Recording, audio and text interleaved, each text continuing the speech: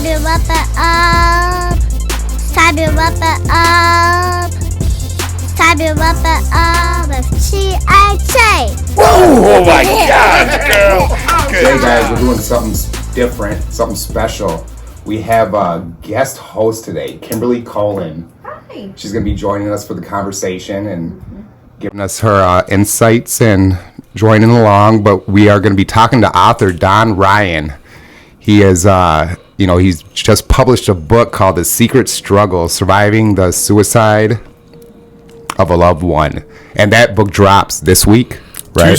Tuesday? Congratulations. So that's super exciting. So people could go on Amazon and order it, or? Yes, yeah. And I'm not sure if I'm more nervous or excited. It's, a little of both, probably. It's a little bit of both. Man. Right. Well, that's what's up, man. Kudos to you for that. So first off, we're going to introduce Kim.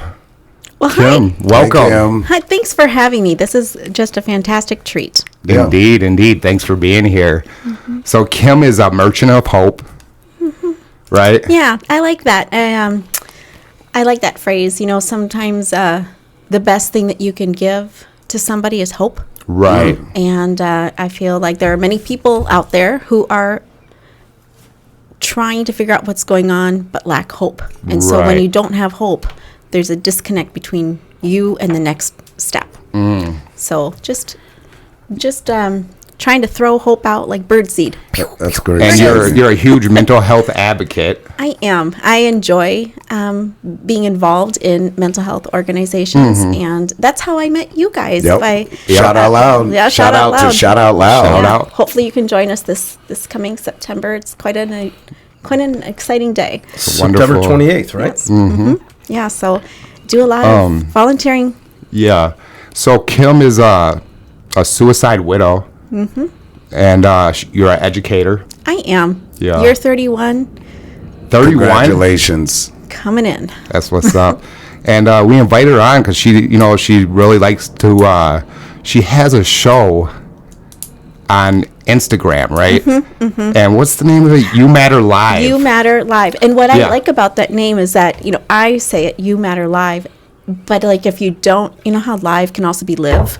Mm-hmm. And I like that. Right. I like that it can go both ways. You know what I'm saying? Like, you matter, live. I like that But it's too. That is a You good Matter statement. Live. And it just, ordinary people just like you and y'all just sitting around talking about things that matter. You don't need to be a therapist to talk about mental health. Right. It takes ordinary people like you. Yep. And I that's agree. the reason why the four of us are here, is to normalize the conversation about suicide and suicide prevention, and also try to help get rid of the stigma, right? Yep.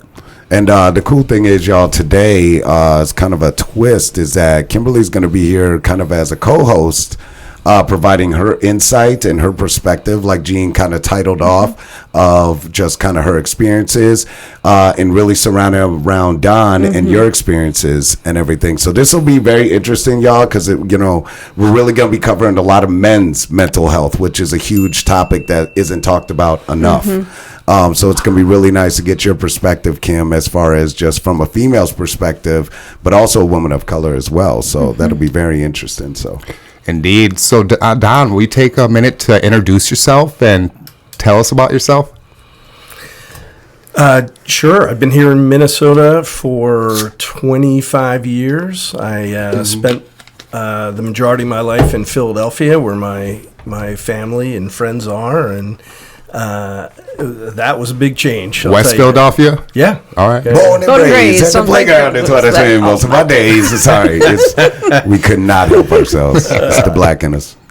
Well, since you started singing the songs, I'll tell you, Will Smith and I used to take a train to school every day. Oh, get out of here. Yeah, I was a sophomore. He was a freshman. He was the funniest, nicest guy. Wow, that's I can't, crazy. Listen, I can't say I was friends with him. Sure. But we just knew each other from the train. That's Our awesome. friends were together, and, it was Right. But yeah, it's fun. That's Yeah. what's up. You never That's know what's who's up. going to turn into what, True right? story. Like later on in life. So that's crazy.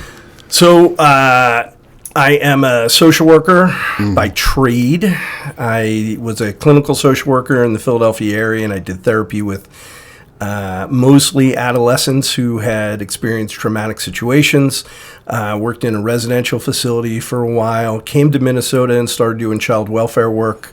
Was doing that for 15 years, spent a little time working in homelessness and mental health, and now I work in a department in Hennepin County called Safe Communities, where we do all violence reduction area work. Got it. So we have somebody who's doing gun violence reduction. We have a woman who's working on sexually exploited youth work. We have an anti-hate campaign. Our domestic violence contracts and a lot of youth diversion work is in that area.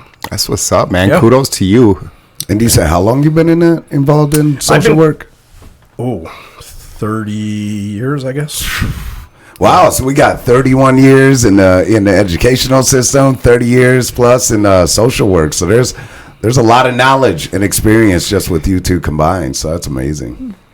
So, Don, you experienced 3 losses by suicide, your cousin Vinny and your father and brother. Big So your condolences. father, Sean, passed away in 1989 while you're in college. Would you like to speak about that a little? Like, how'd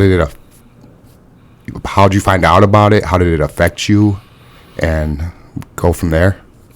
Yeah, I think it's important to always start with culture and family, because at the end of the day, that's what it all comes down to. Right. We respond to situations based on how we were raised and who we are and what we've been taught.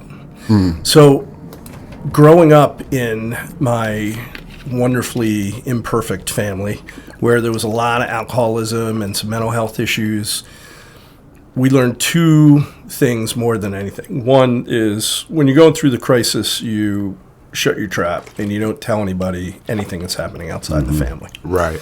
So that was a message that we got. We didn't even talk to each other about what was happening in the family, my siblings and I. Really? So when I think about these 3 stories and talking about Vinny developing schizophrenia, talking about my youngest brother Brendan, who had suffered from depression all of his life, I think you have to look at that culture, and I think that's true for anybody who experiences the loss of a loved one to suicide. Sure. So the story of my father starts with him being an absent parent.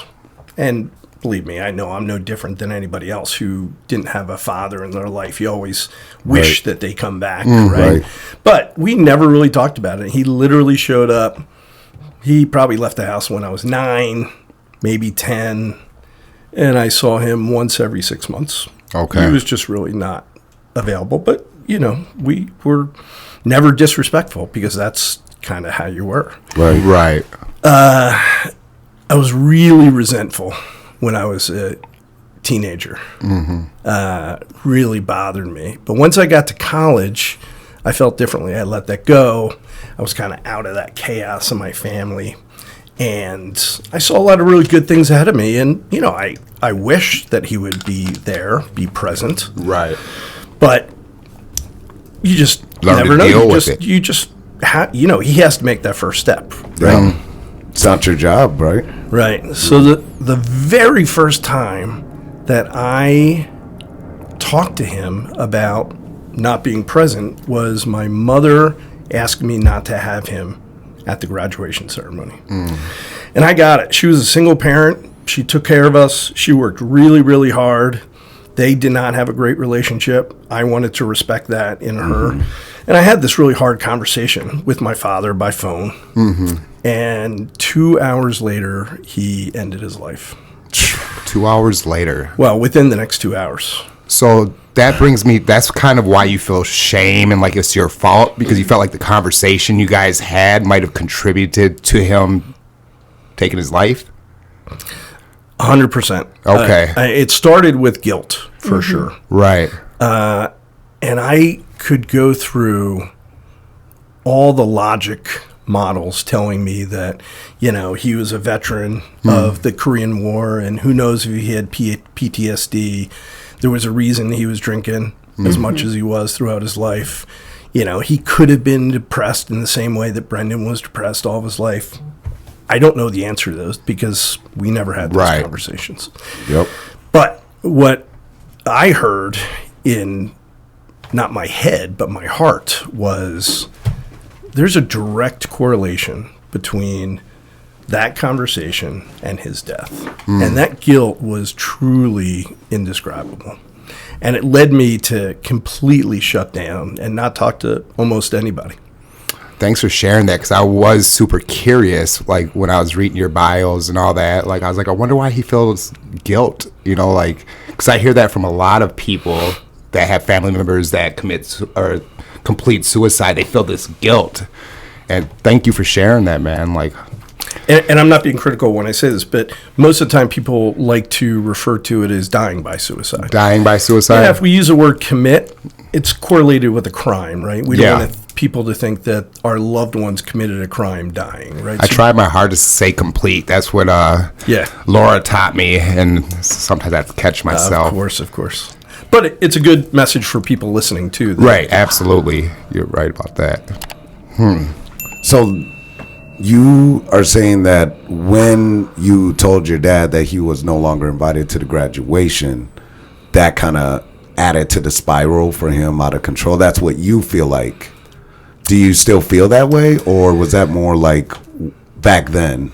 I think there's two answers to that question. The first is he was just so quiet during that conversation, but I could hear the disappointment. And I have gone back and I've replayed that conversation in my head hundreds of times, and I don't know if it was this recollection that he wasn't there as a father, or whether it was, you know what, you're not invited to the graduation. It was that kind of thing. And I don't know the answer to that. Right. Yeah. Well, it sounds like you guys had, like, you especially had this overwhelming amount of stuff that you wish you could say to your dad, and you couldn't. And the one thing you say to him to communicate is that he's not invited. And for him to kind of take that in, you're talking about, like, when they say you can't teach an old dog new tricks, right? So if he's so far gone within his own mental health, he doesn't even realize the why behind it. Like, why wasn't I invited to my son's wedding or his graduation? Why? What did I do? And I don't know your father, but, and I'm not trying to be rude, but it does sound like a little bit of selfishness too, because he didn't factor in what his mistakes might have been, you know what I mean? And the way he responded was not healthy at all, obviously, because he also left you with that kind of burden, man, to kind of carry with you, and leaving you, he completes suicide by leaving you incomplete, if that makes sense. And maybe he was 100% aware at that moment and just was guilt-ridden. He himself, feeling that albatross of, oh my goodness, this is what I did. Right. And now I can't undo it. And now I feel guilt and shame. Self-hate. And I just don't like myself. That can happen too. Yeah. And it's a weird space to not know. Yeah. And I'm sure that you're wrestling with all the unknowns. And that space of wrestling is a hard, dark night of the soul. Oof. Yeah. There's never going to be an answer that makes anybody happy, And thanks for sharing that with us. Appreciate it. I do think there's an important point to make between guilt and shame, though. Sure. So guilt is something that we regret doing or not doing. We should have done something different, right? Right. Shame is feeling like there's something inherently wrong with you as a person. That came out through the mistake you made. But what does it say about you that you made that decision to tell your father you wasn't allowed to come to your graduation, right? Yeah.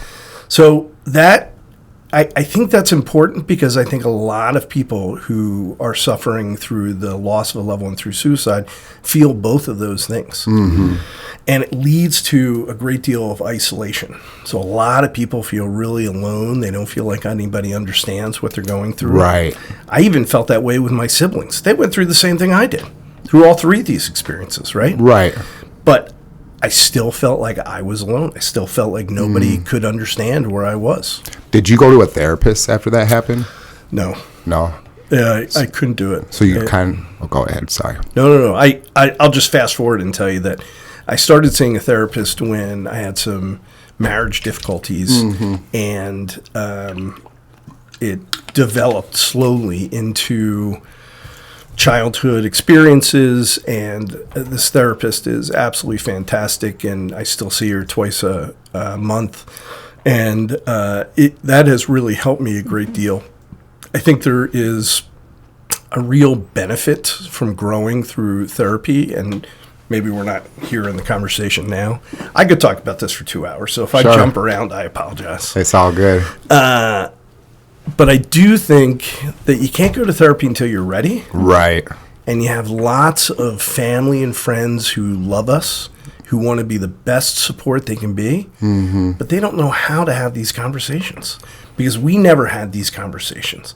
And it all starts with that guilt and shame. And it goes back generations. If our parents couldn't have the conversation with us when we were in grade school or in high school, then we didn't learn how to have the conversation. Right. So when you talk about the social stigma of mental health and the social stigma of suicide in the first couple minutes, I think that is our biggest problem. We do not know how to have these conversations. It's a difficult conversation, and a lot of people aren't comfortable with difficult conversations. Right. We call that seizing the awkward. Okay. You know what I'm saying? Like, it's going to be an awkward conversation. Let's just put that on the table.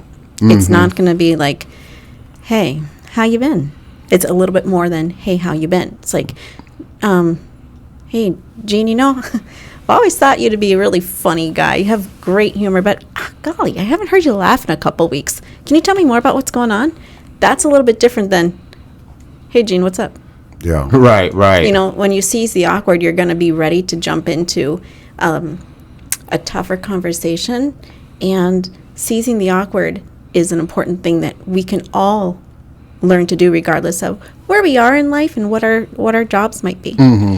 I think like being lost within how to start, right? Like when someone who doesn't talk about what they go through or doesn't focus on their own mental health, and like we're talking about how no one knows how to really get that conversation going, when you ask somebody that's going through it, what goes through their head at that moment, right? Like, is it you crack the door open a little bit and let a little bit of this stuff out? Or is the door slammed wide open and it all just pours out? And is it fear of that, like going off their emotions raw, not even knowing where to begin, you know? And it's a tough conversation, that's for sure. Kim, can I ask you a question? Did you feel any of those types of emotions when your husband passed, like guilt or shame? No. No. No, and the reason might be different because I felt like I was thrown into a fire. But I tried to help as much as I could based on my experience with suicide prevention as a teacher, right? You always have to take those hour-long classes and get your certification or your clock hours, whatever. So I had some background, and when I found out 6 weeks after Brian and I married that he was not okay anymore, which was shocking to me because I never knew he was not okay. Right. I went in from being the wife to the caretaker, trying to keep somebody alive. And I feel that I did everything that I could do. But you can't keep someone alive who doesn't want to be alive. Right. You just can't. And in case you don't know, he chose to die because of his poor mental health. All the bad messaging in his head, the demons that he was, the self-talk that he was doing to himself, and he was at a hospital, and even the hospital could not stop him. Correct me if I'm wrong. What is it? 80% of suicide victims are men, right? Yes. Yeah. Yeah, and there's a lot to be said about that, right? It comes from a dialogue of just men sitting around. Here we are sitting at a table for gaming, like a typical game night for guys here. But you can talk around doing normal things like that, and just normalizing the conversation in a normal, here we go day. It's not easy, but you can do it. You know, going back to how we grew up. I can only tell you how I grew up, but I know most of my friends grew up the same way. And that is that we're not supposed to show weakness. Right. We're not supposed to cry. Be a problem solver. And I don't want to hear complaints. Man you up, just have to do deal it. You with have to it. man up, right? Yeah. And by the way, your little sister's over there, so put your arm around her and comfort her. And those are the types of Because things we that's what tell you- our kids as at youngins. They man up, man. You scraped your knee. Man up, you know. So what happens when all of a sudden a 25-year-old has to deal with the situation and they don't know how to share their feelings? They don't know how to do it. And when you think about the social stigma we have of mental health in the world, I like to say that women do a much better job of talking to a variety of people who can help them. It starts with a friend, it starts with a sister, their mother, and if they can't do that, they'll go to a doctor, they'll go to a therapist. Right. And that's why the level of depression shows that women have more depression. Well, it couldn't be farther from the truth. The only reason is that insurance companies are billing, and they're saying that all these women who are getting help because they're proactive and they're healthy, Right. So they're showing up as depressed, right? So here are the high levels for women who are showing as depressed. The alcoholism rates for men Are higher than just women. yeah, way higher, because we don't talk about it. We shove that so far down that self-medicate. it's never going to come up. And Brian, my husband, would have rather y'all know that he was an alcoholic Then than suicidal. right. I mean, that's right there such a powerful statement. I mean, because so much bad can come out of alcoholism, but yet you'd more rather people know that instead of knowing the fact that you're hurting inside, which is so sad alone, you know. And Well, it's the thing that's only going to be changed generationally. You know, I got to make a effort with my sons, you know what I mean, to let them be comfortable with sharing how he feels, and don't throw out things like man up, walk it off, you know what I mean? Like, it all starts with that, then they'll teach their kids differently, you know what I mean? I don't think it's going to be a quick fix. I do like what you were saying too, when you were saying how when you speak on the whole man up, how you were talking to a son, you need to man up, shove all those feelings down, but then you were about to say too, now go over there and console your sister. You know, show that to your sister, but don't you dare show that same, you know, helplessness, you know, within yourself. If you don't mind me asking, backing up a little bit too, when you told your father that he wasn't invited, this was via phone call, I'm assuming, right? What was his response? He was very quiet. Yeah. And I felt guilty immediately. So I tried to soft pedal it. I wasn't going to not say what I was going to say. This was the first I felt opportunity to tell him that, you know what, Mom has been there taking care of us as a single parent. This is as much for her as it is for me, right? Right. I'm the first kid in the family to graduate from college. She worked really hard to get me here. And guess what? We're going to go and celebrate later. Yeah. Next week, we'll go celebrate the week after I get home. Yeah. But, you know, let this be for her kind of thing. Yeah. Wow. And so he, did he just go, okay, and just be done with it? Or did he kind of like throw a little shade out at you? Like, No. yeah. Was your father he was like very, very quiet about it. So like, was he like narcissistic in any way, or? You know, I don't think so. Again, he was so private, he would never show himself to us. So when he left when I was 9 or 10, I barely had a sincere conversation with him about anything. Right. You know, those 6-month episodes where he would ask us about school and encourage us to do well. He said the right thing. Right. But he didn't show up at one sporting event or one opportunity to help us with that homework to get those good grades. Right. Yeah. So he was already caged in his own mind. Yeah, he wouldn't let us in. Yeah. Yeah. Well, that era too, those men were a different breed. You said he was in the Korean War. Yes. Was he a Marine or Army? Army. Yeah. Like they were built different back in the day, you know. And they're almost predisposition being within the military programming to not talk about Right. things because so much is confidential. And then building into that, well, now this is confidential, so I'm going to make a lot of spaces in my life confidential. Confidential's one, and I have a subsection in my book about veterans. Now, I'm not a veteran, so I had to go out to veterans to get their perspective. Sure. Because I can't speak for them. Right. But what I do know, all the numbers say that veterans are at a much higher risk for suicide than the general population. And there's a reason for that. And I think what you're saying is absolutely right, Kimberly.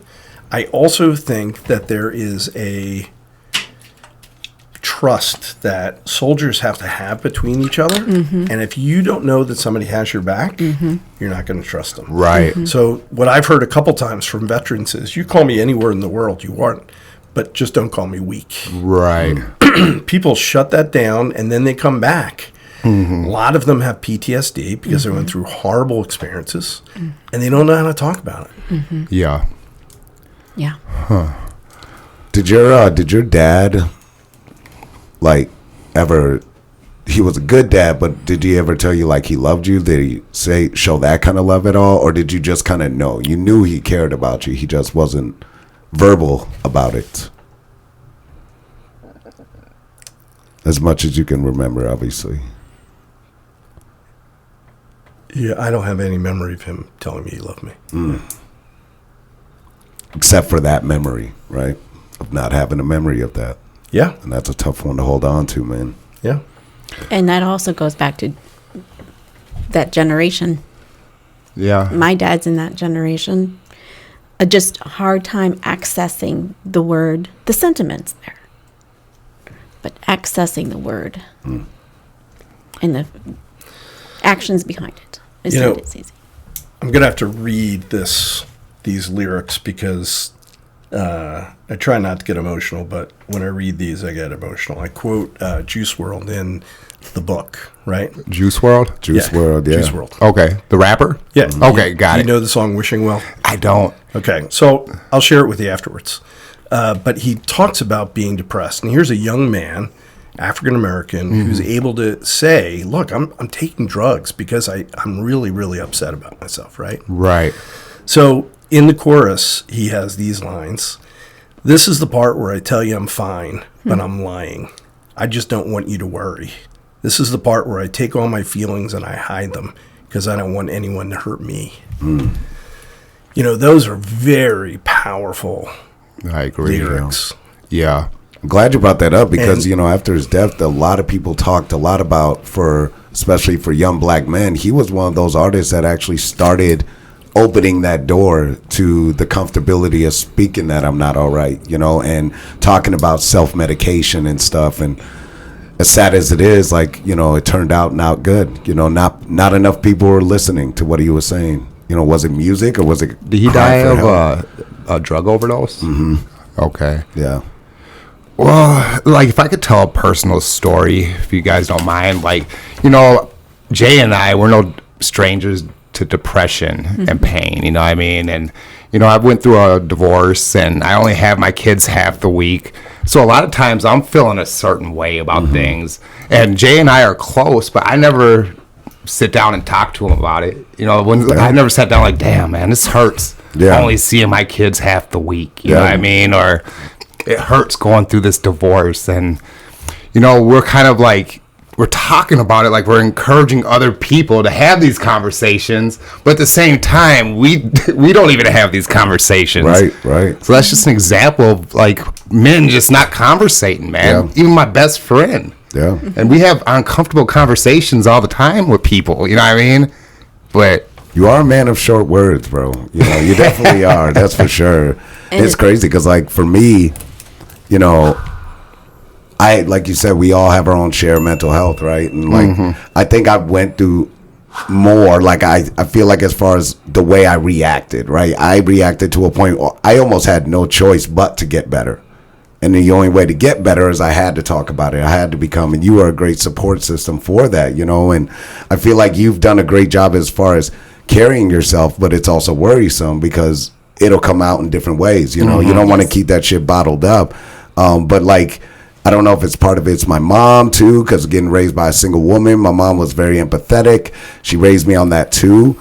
But she couldn't raise a man to handle his mental health, obviously, you know. And so it's crazy that you bring that up, because we're so much the same, but yet so different in so many ways. Like, Gene, you know, like I speak very openly about sometimes, you know. And you do therapy, right, Jay? not anymore. Not Okay. anymore. I am getting back into it though, so just putting that out there. So. Yeah, thank you. And you two are both in therapy or no?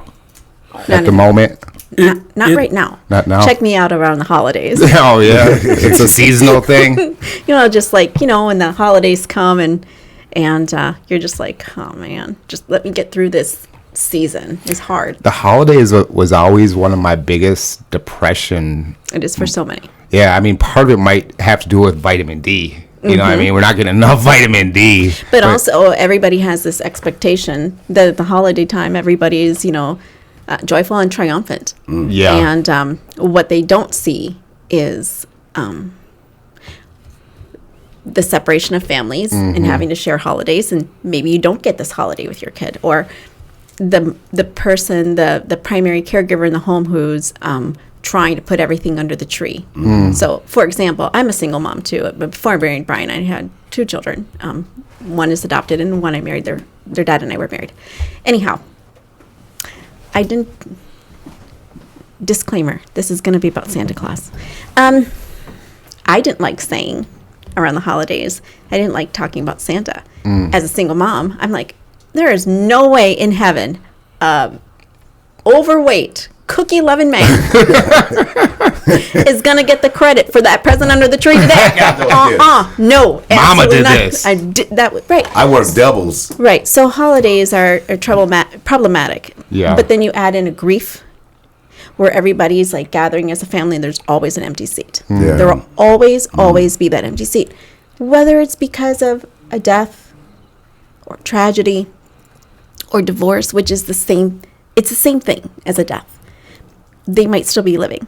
Right. I was But gonna it's say, still a death. they're more absent, more in their minds. So you know, everybody has an empty seat at the holidays, and it's okay if it's not joyful and triumphant. holidays can Yeah. be rough too, because you got families who are there. Sometimes you got people that do feel like that outcast, you know. And again, when we talk about the pouring out emotions, you know, if you only see your family like once every 6 months and everybody's doing great, but you know, everyone knows that you've been through the ringer. Yeah. The anxiety of going there, and I speak from personal experience. I love my whole side of my mom's family, but there are times where I fear going there. You know, it's not because I don't want to see my family. It's just I'm more shut off because I don't want to be seen in this light as this person, even though they don't feel that way. You know, but it's that male mentality. You know, where I'm just like, I don't want to go there and have them ask me the question, what's new, what you've been up to, what's going on. You know what I mean? And Give them the short answers and stuff. right, And all is well. What do we say? Ain't nothing but a little, man. Ain't nothing but a little, you know. And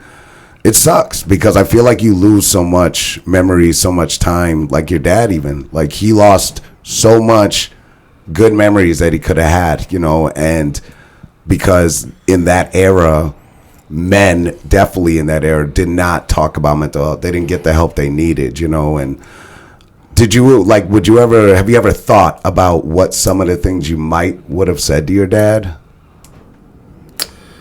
Like, did you write a letter to him That's a good one. since then? No. You know, because of my my work experience, I was the person who encouraged everyone to talk about what was going on. But it was Wow. this Yeah. it was this do Powerful. as I say, not do as I do mentality. And I didn't tell anybody that I was holding all this stuff in. Really, I had so much guilt. And recently, over the last couple of years, since my brother Brendan died, that was 2022, I've been able to talk about this more. And it's Right. only because I've been able to deal with it in therapy. When Vinny died in 2013, it was easier to talk about because everyone knew how horrible schizophrenia was. Yeah. He lost all these friendships, and I can't tell you how much it meant to see all of these friends who he pushed away with his behaviors come back to the funeral and be there. Right. So They saw something. Yeah, so I'm just literally the last couple of years starting to talk about this because I didn't talk to anybody, but I wasn't writing any letters to my dad. I was pretending like I was the happy guy in the room and I was the saddest guy in the room. Mm-hmm. Right. I wasn't sleeping. I was super unhealthy. So there's a lot of that stuff that I still have not done. I appreciate the question. I think it's a great thing to do. But I do want to emphasize it because if it can happen to me, it can happen to anyone. If it can happen to this person who worked with kids who had been going through these traumatic situations, I know better. Right. I should have taken care of myself, and I couldn't. Because the first person who looked at me, who I cared about, who said, I can't believe you did that to your dad, that would have put me over the edge. And I couldn't take it. So I didn't tell anybody. Right. Fear. Again. Someone said that to you? No, I'm good. saying if anybody. But you have this fear that if anybody says that to you, you don't want to open the door and have that Exactly. response. So it's better just not say Because anything. that's that question mark. Where do I begin? How do I even start to answer that? You're already going through your head about all that, and that fear just makes you run off the stage I have immediately. people who I love, who I have great relationships with, who said, how could you have not told me this? Yeah. Like, we're really close. We've talked about everything. And it's really hard to explain. But all I bet. could say was it really was this shame. It was this fear that because I was so close to you, if you didn't understand, that would be too much. Because I believe you said that in 25 years, you only talked about it with 10 people. Yeah, I mean, I don't Yeah. know if the number is 8 or 12. Right, but approximately. right about there, yeah. Yeah. Still not enough, right? Oh, I mean, if you want to know how terrible it was, I'm going to tell you in this Irish Catholic family where I grew up, I had 6 first cousins that I had to call in the 6 months after I wrote the book to tell them that their uncle died by suicide. My first cousins didn't know. What did they think he died of? Car accident. I told really? everybody he died of a car accident. Oh, Wow. Your dad or your brother? My dad. Your dad. Yeah. that's common. Do you think it's common because Shame. folks don't want to? It's just shame. Yeah. Like, you don't. There's a generation where you just didn't want to disclose that, Yeah. and I think it's noble of you to go back and say, let's rewrite the story correctly. Yeah. That's very noble and brave, Well, and Thank a you good for that, but- example for your family now. but all I can tell you is I got here because my brother's death in 2022 crushed me. Yeah.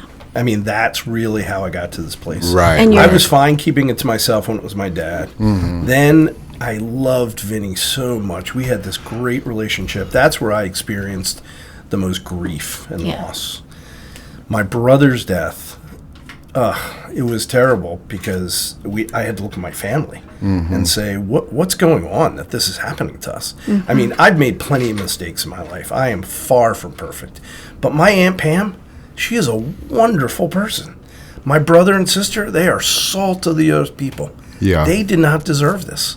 So what is going on? And I just said that I had to do something, and That's when you started writing writing this your book book. was the tangible thing that I could do. Right, right. So you started that in 2022 after your brother? Yeah, it was really I couldn't do it for the first year. Right. It was really the end of 2022, early 23 that I started writing it. Because you're writing it, you talk a lot about generational curses. Mm-hmm. I've heard it come out of your mouth a lot. Not that suicide is a curse, because it's a mental health problem. But what I hear from you is that you're willing to be the agent of peace, to go back and say, okay, we're going to stop this. With me, it stops with me. Mm-hmm.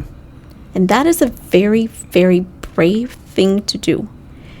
Because not only are you going back to the generations that come before you, but you're speaking to the generations that are going to come after you. Mm-hmm. And you're saying, let's live in peace. To my great-granddaughter, let's live in peace.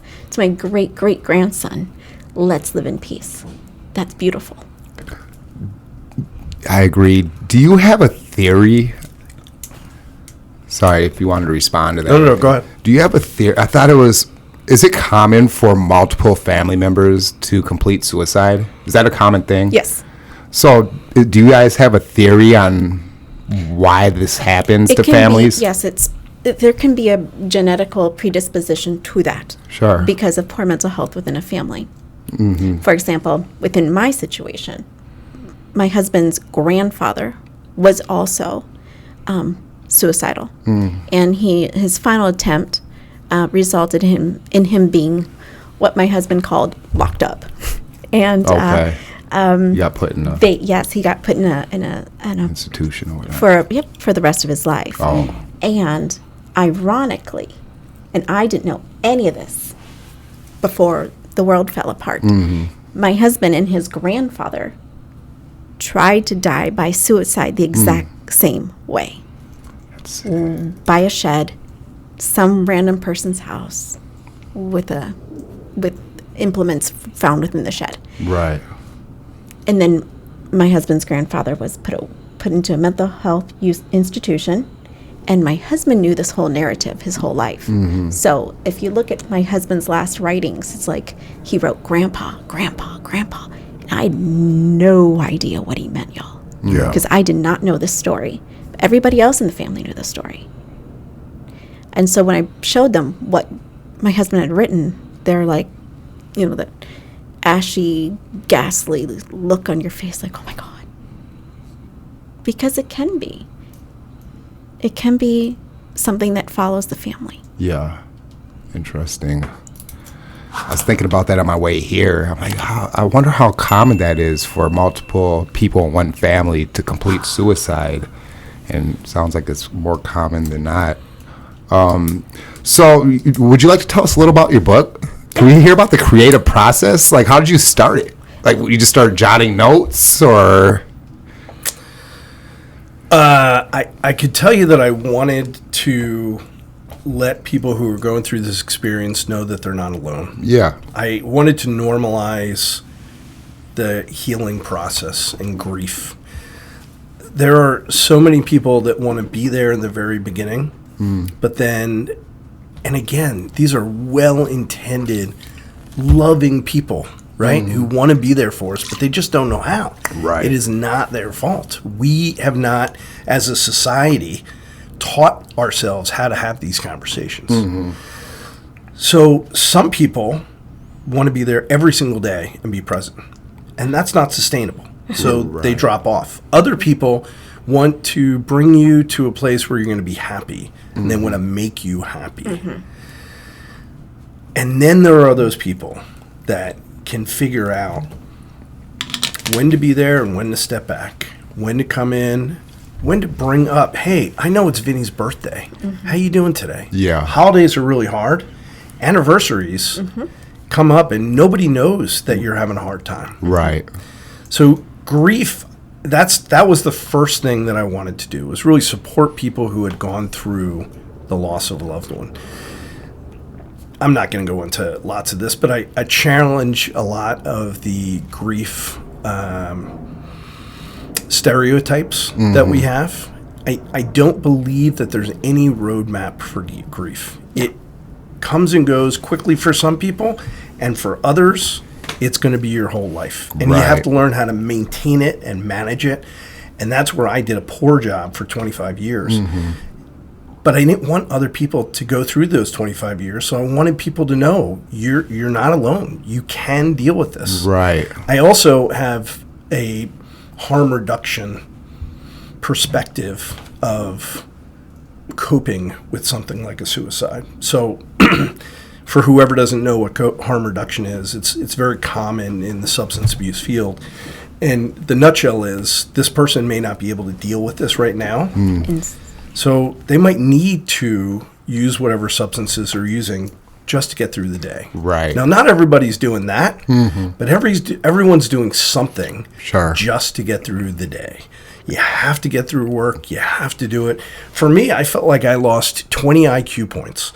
And I was at work and I'm in meetings, and I was confused because, one, I got 3 hours of sleep the night before, and two, sometimes I was having panic attacks in the middle of meetings. It was really hard. I feel like I'm rambling a little bit here. Go ahead.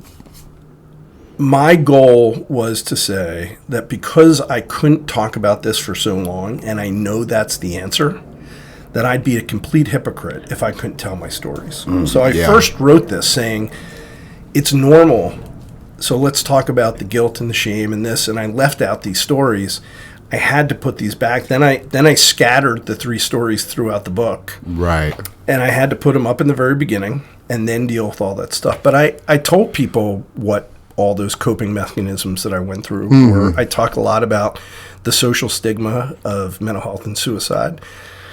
And at the end of the day, I'm hoping that this book is just a catalyst for the next step. Right. I know that this can't stand alone. It has to be conversations like we're having today. So my goal, because I'm so passionate about this issue, is we need to continue to go out and have these conversations. I agree. And one thing I appreciate about your book is it's a shorter book, and there's shorter chapters for fellows like me that get intimidated by big books with big chapters. Yeah. How many chapters are in your book? It's short for a reason. 2 reasons. One, I don't think that people going through this kind of grief can read a 320-page book. And right. They might be able to read it, but they're not going to be able to get Obtain. everything out. They won't attain Yeah. what they need to, right? Yeah. They're going to lose some stuff. And the second reason is I want men to read it. And I'm embarrassed to say this, but us guys, we don't read the same way that women do. Sure. So the chapters, there's only 8 chapters, and they are short. And I've got a couple sub-chapters, so you can read 5, 6, 7, 8 pages, and then you can put it down. Yeah. And so that was very intentional to make it 150 pages, I make like it really that. concise. That's what's up. That's what's up. I'm excited to read it, man. Yeah, for sure. You didn't bring one for us? Well, it's It not out doesn't yet, come out right? till Yeah. Tuesday. But I will. I'll bring a couple for you. Well, Now that I know where you are. Right. definitely looking forward to it, and I'm definitely also looking forward to the response as well. You know, so those y'all will see on our socials as well. Once the book gets dropped, we'll make sure we put it out there and make sure we really encourage a lot of people to not only just purchase and read it, but also just like if you know someone in your family or if you have a friend of yours that you feel like could you know need it, definitely send it to them. You know, I mean, like you said, we have to normalize the idea that it's okay not to be okay. You know, I could sit here and look right at the camera right now and tell all y'all like I'm not okay. I don't know what's going on, but I'm just not. I feel very lost lately, and it's crazy because you know you got a lot of people who are like, man, you're so outgoing. You live life at a party and stuff, and you got a house, you got a wife, kids, everybody's healthy, but you should be fine, you know. But I'm not, you know, and I don't know what's wrong. You know what I mean? I can't sleep at night. I can't eat right.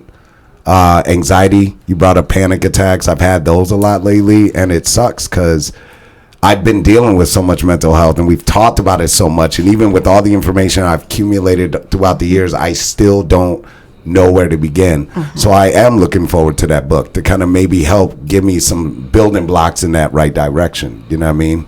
Well, you have a buddy right next to you who wants to listen. Yeah. So There you go. There you go. There's your first start. Because talking to another man, it makes a difference. You can talk to your wife; she will listen to you. She right? does. She She loves does you, and amazing. she'll listen to you, and she's great, right? She does. She does amazing. It's different because different people will give you different perspectives. Right. So use that person who loves you right in front of you. Yeah. Will do, man. You I'm know, always here for you, brother. absolutely, man. And Absolutely. if you're that person sitting across from a person, you can use this phrase that is very simple, and you can just say, what does supporting you look like right now? Right. Because support looks different on the journey. Right. Some days you might need this. Some days you might need that. There are days where I'm sure you need support differently. Yeah. And I think that's a really nice way to phrase it and say like, yo, what up? You don't look good. Yeah. Right. You look foul. Yeah. so Yeah. so it's coming around it in a nice way, hey, what does support look like for you today? Yeah. Or even telling you yes, I got a lot going on, but I'm also not okay because you're not okay. And I'm not okay with the fact that a best friend of 20 plus years feels like you don't have to call and talk to me about stuff. You know what I mean? And as a good friend, like, that does bother me. That does weigh on me heavily. You know what I mean? So It all comes down to like what Don was saying earlier about the man up, right. handle it on your own. You know, like just shut up. But it's okay. You know, there's more goodness happening now. Like, as much as we want to say that our men are struggling, because they are, but there's more goodness now too. Yeah. There's more openness at the table now than there was for your dad or for the stoicness of your grandparents. I appreciate that, but I also think that this is a good time to say there aren't enough resources. Correct. Yeah. And we need to advocate through the people who lead us that we need more services out there for people who need to talk to somebody. Right. And specifically, I'm a middle-aged, middle-class white guy, right? I can guarantee you there's a lot more opportunities in the Minnetonkas and Dinas, Plymouths of the world than there is in North Minneapolis. Right. Not everybody has insurance. Not everybody has transportation to get somewhere. I can guarantee you that there are fewer therapists, and there are a lot few therapists of color. Yeah. And people need to look at somebody they identify with, and we just don't have those resources for people. And you have to call it out, because if you don't call it out, nothing changes. Well, you gotta mention the trust factor too. You know, there's so many families that fear, if my child, or if I open up about what's going on, how is that other party going to take it? All of a sudden, am I going to lose my family? Are they going to take them away from me? Am I going to get locked up? Like, that fear right there, right? And that is that lack of information out there. Continue to try to encourage people, like, we have to break that cipher. Like, we are not in the early stages anymore. Like, we're deep enough to where we need to make sure people feel comfortable. You need to feel trusted enough to be like, yes, I'm not okay. So how do you feel comfortable? Like, how do you make other people feel comfortable? I make people feel uncomfortable because, again, my mom raised me to I think I'm an empath, but I'm very empathetic to a lot of people. And I think for a lot of time, I've focused so much of my time trying to make someone else feel better than to focus on myself, you know. I was hoping you were going to say just that, because Yeah. I think that with the way we need to do that is we need to be role models. Yeah. We need to do it and show other people that they can do it, and then somehow fight through that social stigma exists, fight through the fact that we don't have enough resources for people, and we need to get people to start talking. But we can't just tell them to do it like Right. I did. Right. We got have to be do it mindful. ourselves. We have to show people. And then when people see that we do it, all right, well, listen, Gene and Jay just did it. Right. Guess what?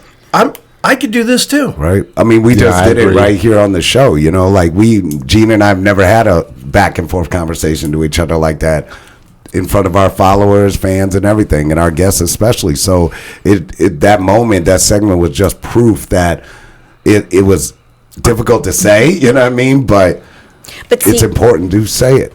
right, because we all know that what we keep in the dark and what is not disclosed will come out at the wrong time. Always. To the wrong people. Always. In the wrong way. Right. And then you're seen as mentally Right. And unstable. then you cannot control the narrative anymore, because it's just gushing out of you like a geyser with 100%. So when you bring a light, and when you say, no, here's me, here's my little light, taking it out of the bushel. This is my truth. This is where I am. Then that darkness around whatever it is that we're carrying no longer has power. Yeah. Right. You've dismantled it right there in that truth moment. And that's the gloriousness of it all. And so many people can't get to that because they don't want to be seen as the weak person. Right. But you are so strong because you said that. Yeah. And there's so much goodness now that can come your way because, we all have these spots in our lives with things that we're holding with one hand. The trauma, the guilt, the sadness, the grief, the work stress, the relational stress. All these things are in one hand. but we have two hands. And in this hand, if you keep it open while you are sharing with one hand, having an open hand with the other, you are able to receive back what you need. But so many people keep both hands in the pocket. Not only do they not share, they also cannot receive. Right. That's beautifully said. Kim, you have a lot of resources when it comes to mental health and suicide prevention and awareness. Would you mind sharing some of your resources you have with us for our guests to Sure, hear about? absolutely. Yeah. Or not our And guests, before- our viewers. And before I start, you work in a local county here in the Twin Cities, one of the larger counties, Hennepin County, and there's a crisis team. It starts with the letter C, but I forget what it's called. Cope. COPE. And so when you call COPE, right, please correct me if I'm incorrect. When you call COPE, they come to you. So what Hennepin County has created is a space for if you don't have transportation, or if you see a crisis somewhere, you can contact them, and they will be there really quick. It's 24 hours a day, 7 days a week, and it's also staffed by BIPOC people. Okay. And it's also staffed by people who speak different languages. And I think that is a fantastic resource that Hennepin County has. Ramsey County has something similar, but it's not as... Sorry, Ramsey County. It's just not as developed as COPE. Sure. Yeah. I don't know if COPE will come to you if you live in St. Paul. Do you know what I'm saying? I don't know. I don't have that data. Well, But I think that's a great place for a lot of us to start if you don't know. And you don't need to have insurance for them to come. Oh, nice. Isn't that lovely? Yeah, That is huge. absolutely. We need more people to raise up and to do stuff like this. Well, I think what we'll do too is once the video gets dropped, y'all, we'll make sure that we connect with y'all as far as like what links are we going to be able to add in the video description, as far as, you know, when we're advertising everything with the upcoming episode, what are some things that we can do that can help people, like here are the first steps, right? I think what the most number one focus should be, especially from this episode, y'all, is step one is just we have to talk about it. You have to find that willingness too. And like we're already close to an hour wrap up here, and I feel like we're just scratching the surface on Yeah. this. You know, this is such a huge conversation, but I do want to thank you both for your willingness and your openness to be here. You know, Don, we really appreciate, and our condolences to everything you've been through. But like Kim said, like the bravery you displayed just for your kids and just for people you don't even know, who you're trying to be for someone that doesn't even know you, you know, is a beautiful thing. And Kim, I mean, you're just like you said, you're a complete beacon of hope, you know. You can just tell your aura. You're just a loving person, and for someone who's been through so much to come out on top like that is it's a beautiful thing. So thank you both. I really appreciate it. As we're wrapping up, I'm going to thank the two of you too. Look at what you are bringing to people Right. in Thank the you. podcast you do every day. I am not exaggerating when I say I'm really humbled to be here. Thank you. I'm Thank you. honored to be here. I've listened to other podcasts of yours. You are so compassionate, and you have so much empathy for your guests. Thank you. I'd encourage other people to listen to those other episodes and future episodes, because I have so much respect for what you're doing.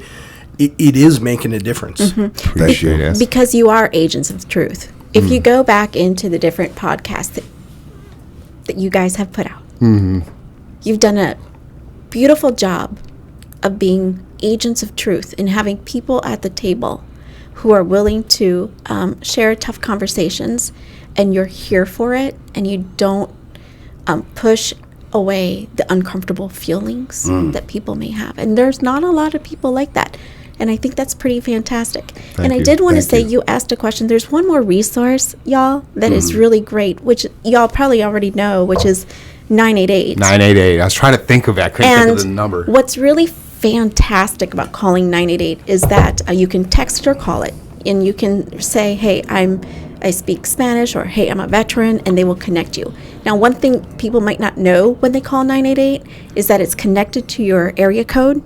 So, for example, if you were going to be visiting your family in Houston and you're using your Twin Cities area code, it's going to connect you with a Twin Cities bank. Right. So what you might want to say if you're in wherever you are, hey, hi, no, this this is Kimberly. I am in Miami. Say where you are first. Then they'll reroute you to a local bank. Got and it. I think that some people don't know that, but it is a valuable resource with credible people on the other end who are there to help you through whatever it is that you want. And even if you are just a human who has questions about something, it doesn't have to be Right. necessarily in a crisis situation like, hey, I noticed that my son, or hey, I noticed that my loved one is.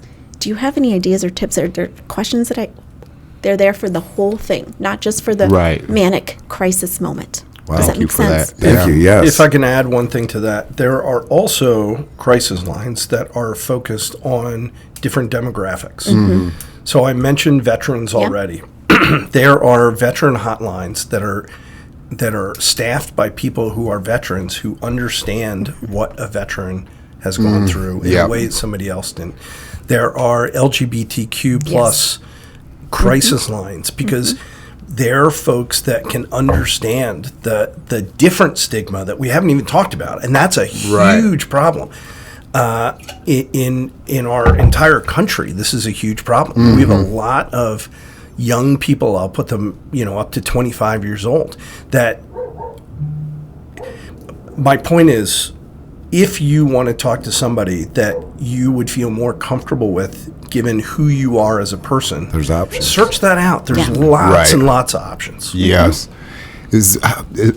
What time are we at right now? We're over an hour. We're over an So, hour. Yeah, we got to wrap it up, unfortunately. You want to give Stay out tuned your- for part 2. Yeah, like absolutely. it's going to be a continuing thing. We're not having one conversation and done. This is Yeah. something that's going to happen again in the future if everybody's willing. You know what I mean? And Well, able, but I think towards like the end of summer, I think we should have you back on the show to kind of talk about the book, to kind of see how that went. And, it would be really nice, like just this alone. I'm hearing a lot of veterans. I'm hearing a lot of LGBTQ. I think those of you that see this episode, if you know anyone in both those categories, and obviously for black folks especially, you know what I mean? Because we always invite our brothers and sisters on here because it needs to be spoken about. But if you know anyone that's going through it that kind of wants to share a platform to speak their mind, please hit us up for Indeed. sure, and Kim, look at the camera. Give your socials. Where can we find you? Where can we watch your show? My name's Kimberly, and you can find me on Instagram at hopefully_Kimberly. I do have a Facebook, but I hardly use it. If you guys need any resources, holler at Kimberly. Don, where can people find your book? What socials do you have? Amazon and Barnes & Noble. I Okay. think most people have Amazon. That's probably the easiest. Are we going to get an audio book with your voice on it? Yeah, that's in the works. we did That's talk what's up. about, Morgan Freeman. What's that? We're going to talk about Morgan Freeman. Yeah, you should doing use his Morgan voice. Freeman to do your book. Oh, listen, that'd be great. If you Let's hear it, Jay. If you could work that We are out. going to talk about men's mental health and also Andy Dufresne. Can I have a cookie? You guys, thank you so much for being on the show. Yes. This is Thank great. y'all. I appreciate it. Yeah, I mean, we appreciate it. Again, it takes a lot to be able to have these uncomfortable conversations, and for both of you to be here to kind of be open about that, we really appreciate it. So I think coming back for our next episode with you in the summer, if you like, we could even see what your availability is, Miss Cole, get you back on there too and stuff. But I am really looking forward to see what that kind of what comes from that and stuff. So for sure. And we appreciate it. Is there anything else you got to do? Don, thank you. Kimberly, thank you. Episode 26 in the books. Do 6. Yeah. Yeah, Thank you. Like It was always, an y'all honor. can Thank find you. us. Yeah, you guys can always find us on Facebook, Instagram, the whole shebang. We are on TikTok too, so make sure y'all go find us on TikTok as well. We're trying to get this out as much as possible. So again, you guys, I'm Jay. I'm Gene. And y'all are, like always, leveling up with Gene and Jay. Thank y'all very much, and we'll see y'all later. Sabi wrap it up. Sabi wrap it up. Sabi wrap it up with Chi. Oh my God, girl! Good job.